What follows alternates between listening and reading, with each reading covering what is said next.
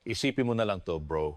May isang bansa na parang ilang dekada nang naka-lockdown, pinutulan ng access sa ATM, pinahirapang bumili ng gamot at sinabotahe ang lahat ng ruta ng kalakalan, pero ang nakakapagtaka, hindi pa rin natutumba.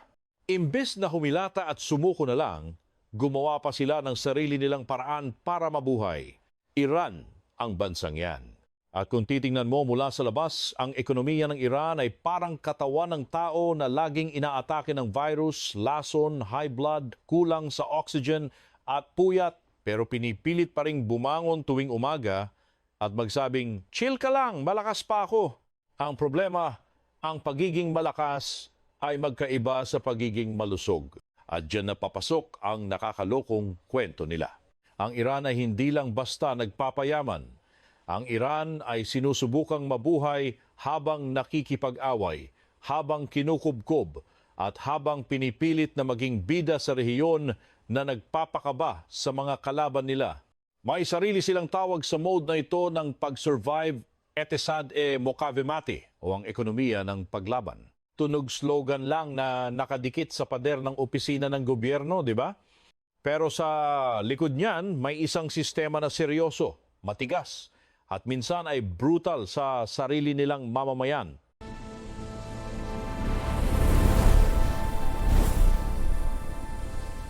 Kung gusto mong maintindihan kung bakit lumitaw ang ekonomiyang ito ng paglaban, kailangan mo munang itapon yung isip mo na parang normal na sanction lang ito.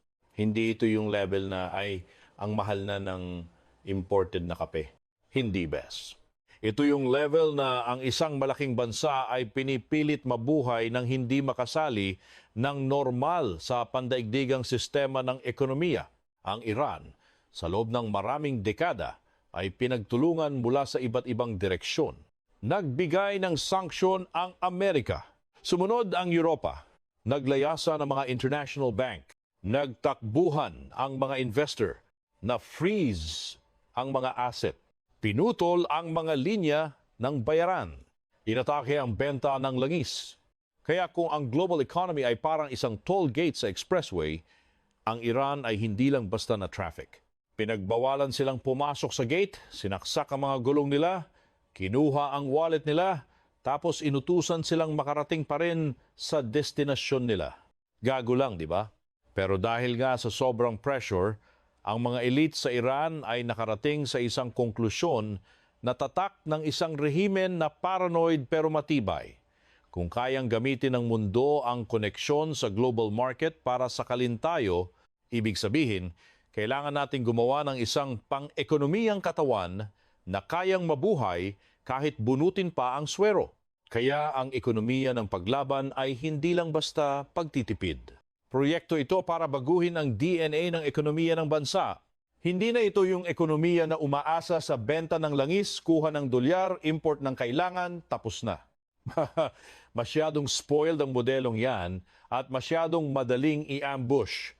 Gusto ng Iran na maging isang katawan na kayang gumawa ng mas maraming bagay mag-isa, maghanap ng ibang ruta ng kalakalan, humanap ng mga partner na hindi sumusunod sa utos ng Washington at kung kailangan, mabuhay sa madilim na kondisyon pero tuloy pa rin ang lakad. Naging malinaw ang ugat ng kaisipang ito noong bandang 2014 nung itinulak ni Ayatollah Ali Khamenei ang opisyal na balangkas ng ekonomiya ng paglaban sa pamamagitan ng mga prinsipyo na sobrang lawak. Simple lang ang punto pero wild ang epekto. Internalize ang lakas at i-externalize ang oportunidad. Sa madaling salita, kung ano ang kaya mong gawin, gawin mo. Kung ano ang kaya mong ibenta sa labas nang hindi umaasa sa sistema ng kanluran, ibenta mo sa ibang paraan. Kaya sa isang banda, tinutulak ang Iran na magkaroon ng import substitution, palakasin ang lokal na industriya at siguraduring ang pagkain, gamot, enerhiya at basic na teknolohiya. Sa kabilang banda naman, naghahanap ang Iran ng mga bagong ugat papuntang Asia, Eurasia sa mga kapitbahay nila. Sa black market, sa gray market, basta sa lahat ng daan na walang guwardiyang taga-Washington. Hindi ito yung romantic na pagiging independent na nakikita mo sa mga motivational quotes. Survival plan ito, mga lodi. Kung babalik tayo sa nakaraan, matagal na talagang natutong mabuhay ang Iran sa ilalim ng pressure. Simula ng Islamic Revolution noong 1979 at noong hostage crisis sa US Embassy, sira na talaga ang relasyon ng Iran sa Amerika. Mula noon, nagpatong-patong na ang mga sanksyon. Noong una, parang maliit na sugat lang hanggang sa naging chronic infection na. Noong 1980s, ang 8 taong giyera laban sa Iraq ay nagpahirap ng husto sa ekonomiya ng Iran. Noong panahong yun, napilitan na silang matuto ng command economy, mahigpit na distribusyon, pagkontrol sa konsumo, at ang lohika ng isang bansang nasa state of emergency. Kaya nung dumating ang mas malupit na modernong sanksyon noong 2000s dahil sa issue ng nuklear, hindi na baguhan ng pasyenteng ito. Sanay na siya sa pait ng gamot. Ang pagkakaiba lang, sa pagkakataong ito, mas sistematiko na ang atake. Nung naging sentro na ng atensyon ng mundo ang nuclear program ng Iran, nag-level up ang pressure mula sa international community. Hindi na lang ito isang bansa na mataray. Koalisyon na ito ng malalaking puwersa na nagsasabing, kung hindi ka magbabago, papahirapan namin ang ekonomiya mo hanggang sa hindi ka na makahinga. Tinarget ng mga sanksyon ng sektor ng enerhiya, pagbabarko, pananalapi, insurance, banking, at ang access ng Iran sa international payment system gaya ng SWIFT. Ngayon, kung ang SWIFT ay pinutol, parang ang puso mo ay tumitibok pa pero ang mga ugat papunta sa mahahalagang organ ay pinitpit lahat. Mahirap dumaan ang pera, mahirap ang transaksyon, mahirap ang kalakalan, at ang tiwala ng mga investor ay gumuho. Maraming asset ng Iran sa labas ng bansa ang na-freeze. Ang export ng langis ay bumagsak. Ang lokal na pera ay bugbog sarado. Tumaas ang inflation. Naramdaman na ng taong bayan na hindi lang ang bansa ang sinususpinde, kundi pati na rin ang laman ng kusina nila. Ang pinakamalaking problema ng Iran ay nasa langis talaga. Parang isang blessing ito na sa malayo ay mukhang luxury, pero sa malapitan ay pwedeng maging bitag. Ilang dekada ring nabuhay ang Iran sa langis. Ang langis ang itim na dugo na dumadaloy sa buong katawan ng bansa. Mula dyan, nakakakuha ang gobyerno ng malaking kita, nakakapag-subsidy sa kung ano-ano, nakakapagpatakbo ng mga proyekto, at nakakapagpanatili ng political stability. Pero ang pag-asa sa langis ay naging dahilan kung bakit ang ibang ekonomiya ay hindi lumaking malusog. Parang tao ito na isang klase lang ng pagkain ang kinakain araw-araw. Maraming calorie pero hindi balanse ang sustansya. Ang mga industriyang hindi related sa langis ay naging mahina. Ang productivity ng ekonomiya ay hindi pantay at madaling ma-shock ang bansa kapag bumagsak ang presyo ng langis o kapag tinamaan ang export nito. Alam ng Washington ang kahinaang ito. Kaya naman ang sanksyon sa langis ang naging pangunahing sandata pagkatapos ng 2012 at naging mas brutal pa nung panahon ng maximum pressure policy ni Trump pagkatapos ng 2018, ang export ng langis ng Iran ay bumagsak ng malala. Mula sa milyon-milyong bariles kada araw, bumagsak ito sa level na halos hindi na makahinga ang pondo ng bansa. Ang gobyerno na dati ay sanay sa malaking pera mula sa langis ay napilitang mag-isip ng mabilis. Nabutas ang budget ng bansa. Lumaki ang deficit. Gumuho ang palitan ng pera. Kung dati ay nabubuhay ang Iran sa pag-export ng krudo, ngayon kailangan na silang humanap ng paraan para ang langis ay hindi lang maging produkto na madaling i-track at i-block. Kaya nagkaroon ng malaking tulak sa sektor ng petrochemical hilirisasyon, mga patagong benta, at pag-iba-iba ng pinagkukunan ng kita. Ang punto, huwag ilagay ang lahat ng buhay ng ekonomiya sa iisang tubo lang. Sa ilalim ng ekonomiya ng paglaban, sinubukan ng Iran na baguhin ang takbo ng kanilang financial system. Isa sa mga ginawa nila ay ang mahigpit na pagkontrol sa foreign exchange o divisa. Dahil ang dolyar ay naging super sensitive na bagay, kailangang siguraduhin ng bansa na ang kaunting dolyar na pumasok ay gagamitin sa mahahalagang pangangailangan, hindi para sa panic party ng mga elite o sa espekulasyon sa market. Kaya gumawa sila ng mga sistema gaya ng NEMA kung saan ang dolyar mula sa export ay dinidirekta sa pag-import ng mga essential goods sa ilalim ng masusing pagbabantay. Sa teorya may sense ito. Priority ang pagkain, gamot at raw materials para sa industriya. Pero sa totoong buhay, tuwing masyadong pinapakialaman ng gobyerno ang daloy ng pera, laging may dalawang bagay na sumasabay sa paglago. Ang mga butas at ang mga mafia. Ang official rate, semi-official rate at free market rate ay nagbibigay ng puwang para sa diskarte. Yung mga magaling dumikit sa mga nasa taas, sila ang kumikita. Yung mga walang access, nga na lang habang pinapanood ang pagtaas ng presyo. Gusto rin ng Iran na ayusin ang kanilang ugali sa ekonomiya na sobrang lakas kumonsumo ng enerhiya. Ito ang malaking kabalintunaan. Ang bansang mayaman sa langis at gas ay madalas na sobrang aksaya dahil sa laki ng subsidy sa enerhiya na nagpapamura sa presyo sa loob ng bansa. Ang mga tao tuloy ay walang dahilan para magtipid. Ang mga industriya rin ay hindi napipilitang maging efficient sa lohika ng ekonomiya ng paglaban. Hindi na ito pwedeng ituloy kung ang resources ay gagamitin para mabuhay. Ang domestic consumption ay dapat maging mas rational. Pero alam mo naman, ang pagtanggal ng subsidy ay maganda pakinggan sa teorya, pero sa politika, pwedeng magliyab ang mga kalsada. Ang mga taong hirap na nga. Kapag pinabayad mo pa ng mas mahal na gasolina, siguradong magagalit yan. At naranasan na ng Iran ang malalaking protesta nung ipinatupad ang ganitong mga polisiya. Kaya natrap ang bansa. Ang subsidy ay nagpapasakit sa ekonomiya pero ang pagbawas nito ay nagpapataas ng lagnat sa political stability. Sa kabilang banda, ang ekonomiya ng paglaban ay nagtutulak din ng import substitution. Dahil mahirap pumasok ang mga gamit mula sa labas o kaya naman ay sobrang mahal, kailangan gumawa ang Iran ng sarili nilang bersyon. Tunog makabayan, di ba? At may resulta naman talaga. Ang industriya ng gamot sa Iran halimbawa ay lumakas ng husto. Maraming basic pharmaceutical needs ang kaya ng gawin sa loob ng bansa. Ang mga sektor gaya ng kalusugan, teknolohiya at manufacturing ay natutong mabuhay gamit ang imitation, reverse engineering, local adaptation at innovation dahil sa kagipitan. Alam mo naman na ang tao ay pinaka-creative kapag manipis ang wallet. Ang Iran version ng bansa ay ganun din.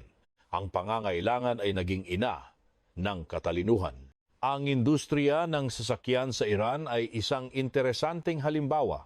Ang mga domestic brands gaya ng Iran, Kodro at Saipa ay madalas mapintasan dahil ang quality nila ay hindi kasing level ng mga global players. Pero sa sistema ng ekonomiya ng paglaban, mahalaga ang existence nila. Sila ang patunay na kapag ang access sa global market ay makipot, kaya pa rin ang bansa na paikuti ng gulong ng industriya, magbigay ng trabaho at magkaroon ng supply ng sasakyan. Minsan ang kinalabasan ay parang basta tumatakbo, bahala na sa aesthetics. Pero para sa rehime, mas mabuti nang may mediocre na industriya na buhay kaysa sa bakanteng palengke na gwapo nga pero walang laman. Ganon din ang nangyari sa mga gamit sa bahay. Nung umalis o nalimitahan ng mga foreign brands, pumasok ang mga lokal na player, ang quality ay halo-halo, pero ang merkado ay tuloy ang ikot. Siyempre, may madilim na side ang import substitution. Kapag masyadong protektado, ang mga lokal na industriya ay pwedeng maging tamad dahil mababa ang kompetisyon, stagnant ang quality. Dahil limitado ang access sa advanced technology, mahirap mag-level up ang mga produkto. Dahil masyadong nakikialam ang gobyerno, ang efficiency ay madalas matalo ng political interest, kaya ang ekonomiya ng Iran ay unti-unting naging parang katawan na nagawang itapal ang sugat gamit ang bagong tissue, pero ang tissue na yon ay puro tahi, hindi gaanong elastic, at madaling magkasakit ulit kapag tinamaan ng malakas. Ngayon, ang pinaka-exciting at pinakamadilim na parte ng ekonomiya ng paglaban ay nasa underground na daluyan ng dugo nito. Kapag ang official na daan ay hinarangan, hindi namamatay ang Iran. Gumagawa sila ng alternative routes. Kung ang main artery ay sarado, ang katawan ay gagawa ng collateral circulation, ganun din ang Iran. Tuloy pa rin ang labas ng langis. Pero sa mga paraan na nagpapakaba sa mga maritime analysts, mayroon silang tinatawag na ghost fleet o armada ng mga anino. Ang mga tanker ay pwedeng patayin ng transponder, magpalit ng bandila, magpalit ng pangalan, maglipat ng karga sa gitna ng dagat, gawing layer-layer ang mga dokumento, at guluhin ang mga bakas.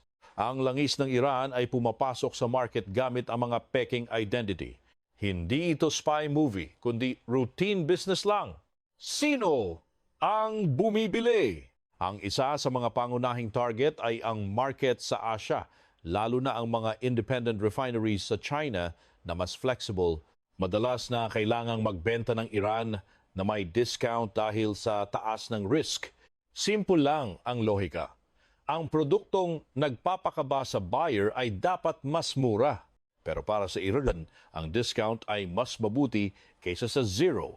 Ang itim na dugo ay dapat tuloy ang daloy kahit sa butas na tubo. Kasabay nito, ang mga financial transactions ay gumagamit ng informal networks gaya ng hawala, mga shell companies, at mga middleman sa Dubai, Turkey, Iraq, Hong Kong at iba pang lugar.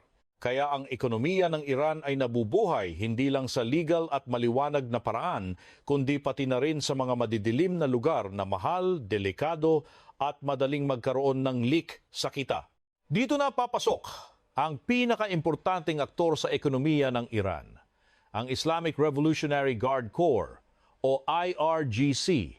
Kung ang bansang Iran ay isang katawan, ang IRGC ay hindi lang basta sundalo. Sila ang immune system, nervous system, at ang kamay na bakal na may hawak din ng pitaka. Ang impluwensya nila sa ekonomiya ay sobrang laki. Sa pamamagitan ng mga network ng negosyo, foundation, construction projects, enerhiya, telecommunications, logistics hanggang sa infrastructure, may bakas ang IRGC sa halos lahat ng mahahalagang sektor. Ang Khatam Al-Anbiya halimbawa ay naging parang business arm na pumapasok sa malalaking proyekto kapag umaalis ang mga foreign companies. Kapag ang mga Western companies ay lumayas dahil sa takot sa sanction, ang IRGC at ang mga entity na malapit sa gobyerno ang pumupuno sa puwang. Mula sa perspektibo ng rehime, efficient ito. Kailangan ng bansa ng mga aktor na loyal, disiplinado at handang kumilos ng mabilis sa gitna ng pressure. Pero mula sa perspektibo ng isang malusog na ekonomiya, ang dominasyon ng IRGC ay problematik. Bakit? Kasi ang tunay na private sector ay nasasakal. Kung isa kang normal na negosyante at gusto mong pumasok sa malaking proyekto laban sa isang entity na dikit sa gobyerno at militar, parang nakikipag-futsal ka sa team na ang referee ay pinsan din nila.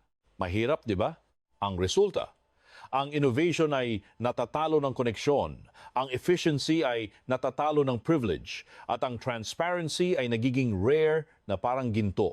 Ang ekonomiya ay nakakasurvive nga, pero ang character nito ay nagiging militaristic, masarado, at mas umaasa sa iisang grupo ng elite.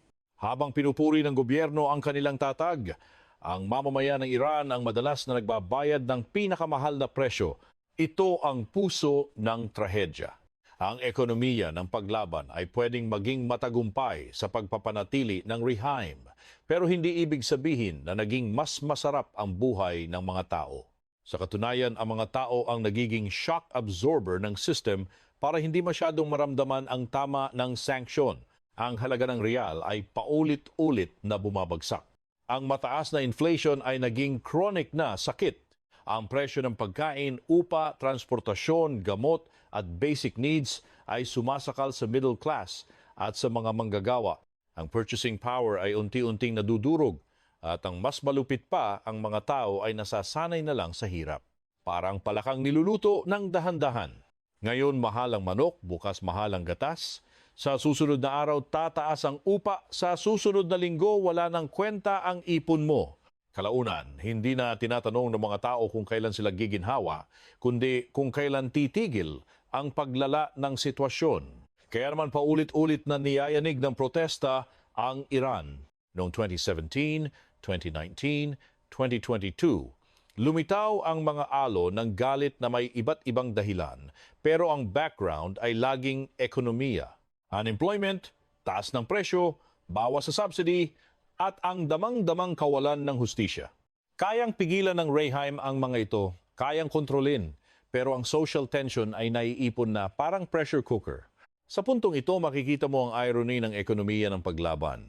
Dinisenyo ito para protektahan ang katawan ng bansa mula sa atake sa labas, pero sa proseso, nasasaktan din ito ang mga tissue sa loob ng sarili nitong katawan.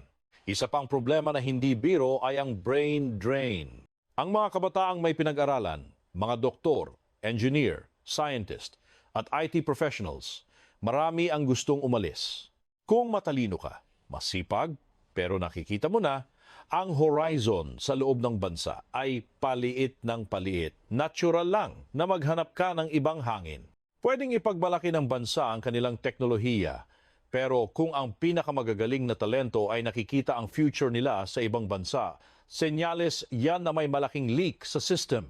Ang katawan ay nakatayo pa nga, pero ang creative marrow nito ay unti-unting tumatagas palabas, at ito ay isang long-term danger na hindi laging nakikita sa araw-araw na statistika.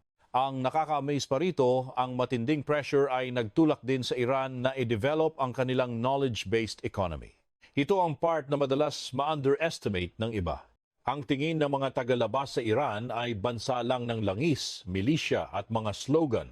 Pero ang bansang ito ay may basehan ng edukasyon, engineering, science at research na medyo malakas. Dahil limitado ang access sa Western tech, napilitan ng Iran na gumawa ng sarili nilang digital ecosystem at domestic technology. Ang mga lokal na startup ay lumago sa iba't ibang field mula e-commerce, transportasyon, digital services, hanggang sa local version ng fintech. Gumawa sila ng sariling bersyon ng mga global business models dahil ang domestic need ay nandoon at malaki ang lokal na market.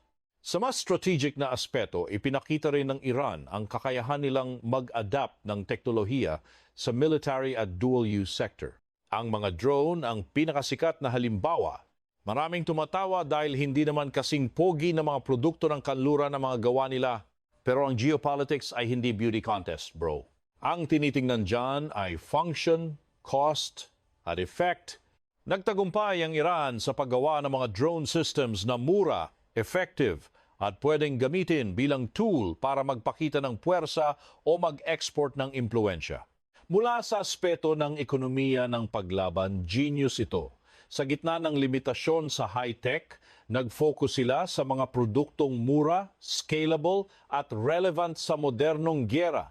Kaya ang sanksyon na dapat sana ay magpapaparalisa sa kanila, minsan ay nagiging dahilan pa para maging creative sila sa mga area na nagpapasakit sa ulo ng mga kalaban nila. Tapos nandun din ang agenda ng de-dollarization. Importantihin ito.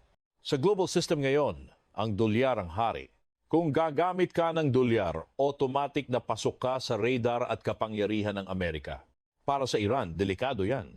Kaya sinusubukan nilang bawasan ang pag-asa sa dolyar sa pamamagitan ng paggamit ng local currencies, barter, yuan, ginto, at iba pang alternative payment schemes. Magbenta ng langis sa China, tumanggap ng yuan, gamitin ang yuan para bumili ng gamit doon, magpalitan ng gas, kuryente, o commodities sa mga kapitbahay. Minsan pa nga ay itinulak ng Iran ang crypto mining sa isang level, ginagamit ang domestic energy para gumawa ng assets sa labas ng traditional financial system. Hindi magic wand ang crypto, pero para sa bansang laging nakablock, bawat butas na pwedeng daanan ay mahalaga. Pero wag mong isipin na lahat ng ito ay smooth parang presentation ng mga opisyal. Ang de-dollarization ng walang matibay na economic foundation ay magulo. Ang pera ng mga partner ay hindi laging stable.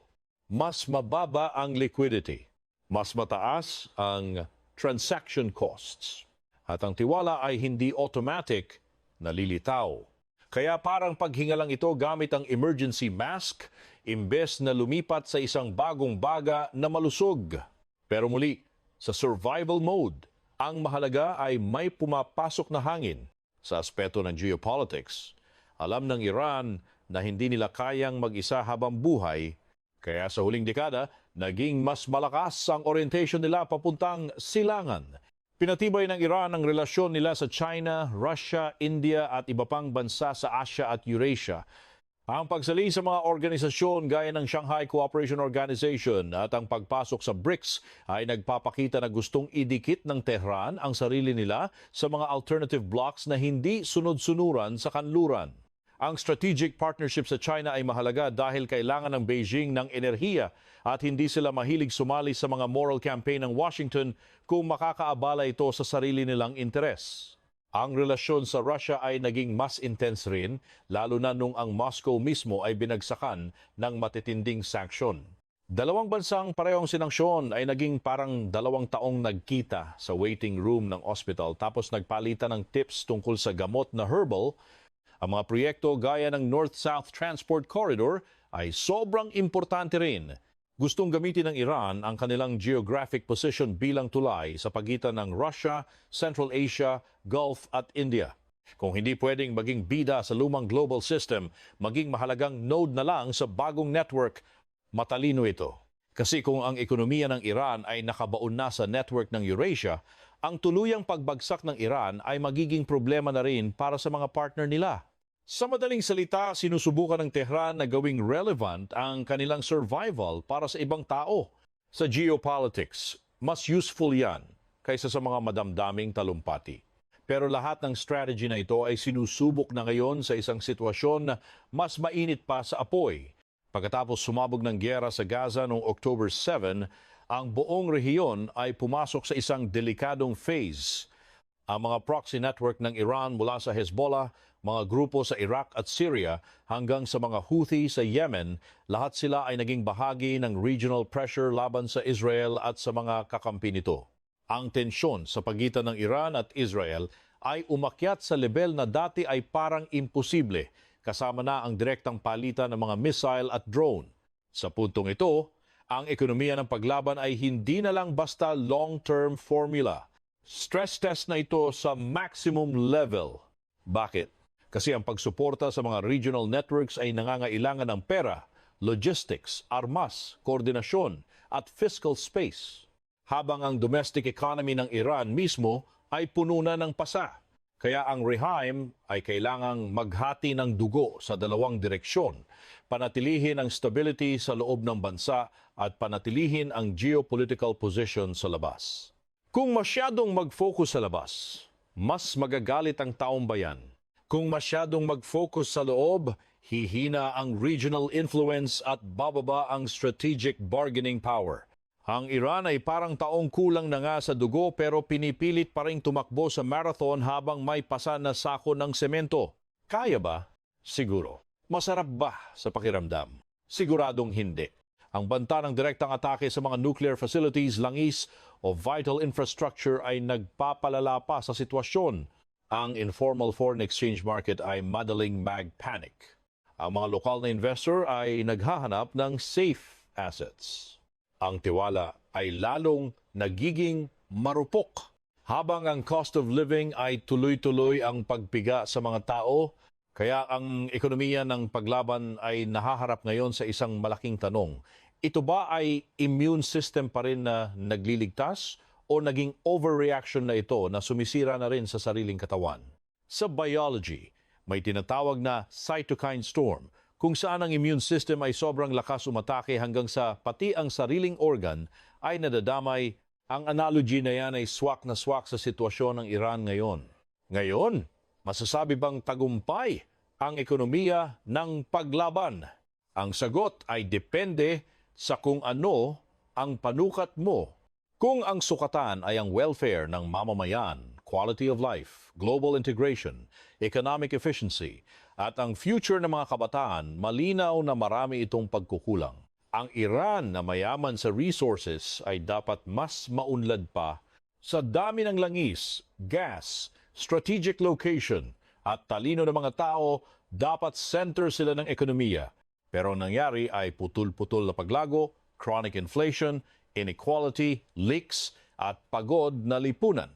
Kaya kung ang goal ay pasayahin ang buhay ng tao, ang ekonomiya ng paglaban ay maraming butas. Pero kung ang sukatan ay ang tatag ng rehime, ibang usapan na yan.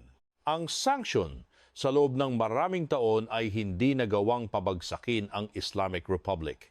Ang Iran ay mayroon pa ring regional capacity, mayroon pa ring strategic programs, nakakapag-export pa rin ng impluensya at nagagawa nilang iwasan ang total economic death na inaasahan ng mga kalaban nila Sa aspetong ito, ang ekonomiya ng paglaban ay isang effective na survival machine. Pangit, maingay, amoy usok, pero umaandar ang makina.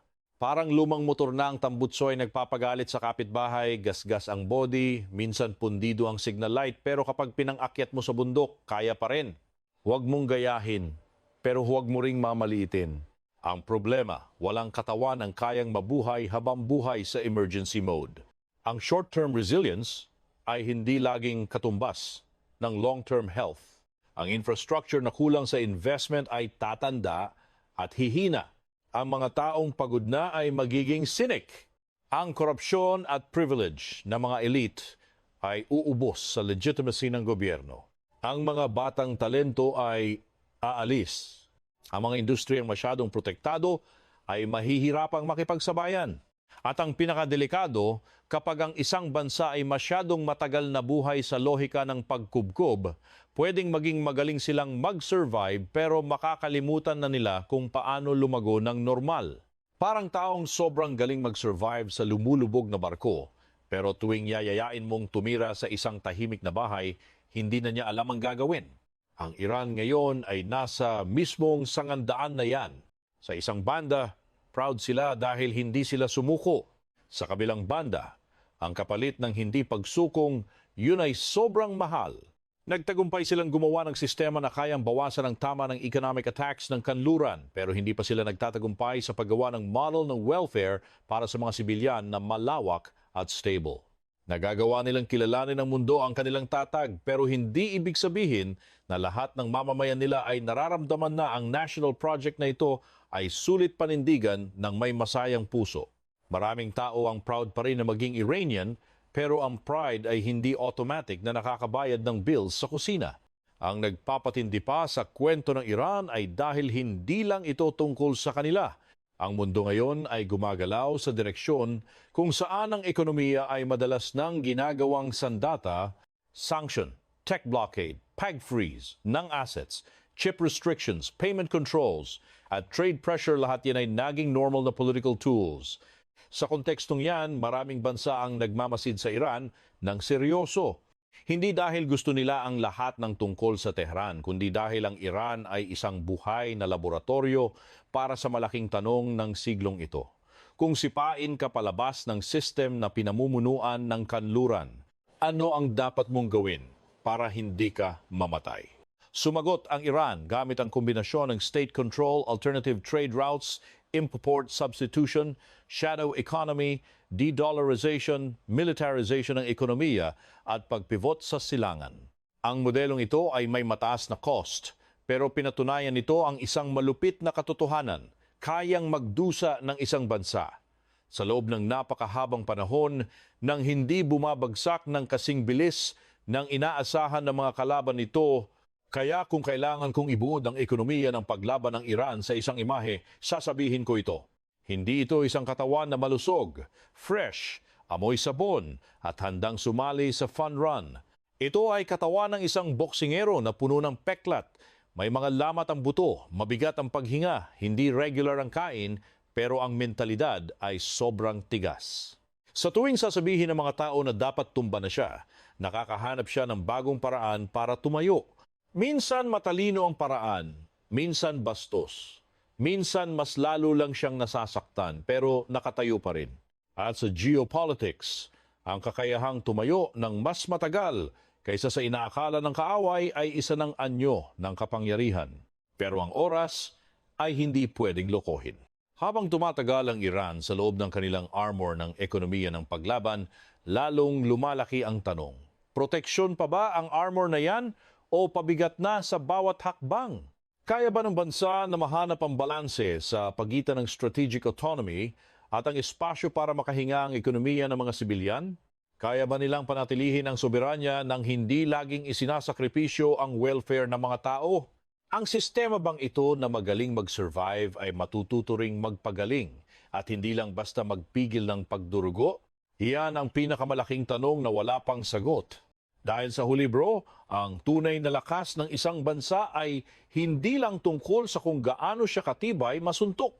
Ang tunay na lakas ay tungkol din sa kung pagkatapos ng lahat ng suntok na yon, kaya pa rin ba niyang bumuo ng buhay na disente para sa mga ordinaryong tao na araw-araw gumigising, nagtatrabaho, bumibili ng tinapay, nagbabayad ng upa, nagpapakasal, nagkakaanak, at ang gusto lang naman ay mabuhay ng hindi laging kinakabahan. Napatunayan na ng Iran na hindi siya bansang madaling mamatay. Ngayon, naghihintay ang mundo kung mapapatunayan ba nila ang isang bagay na mas mahirap, na ang bansang matigas ang ulo sa pag-survive ay kaya ring makahanap ng paraan para tunay na mabuhay.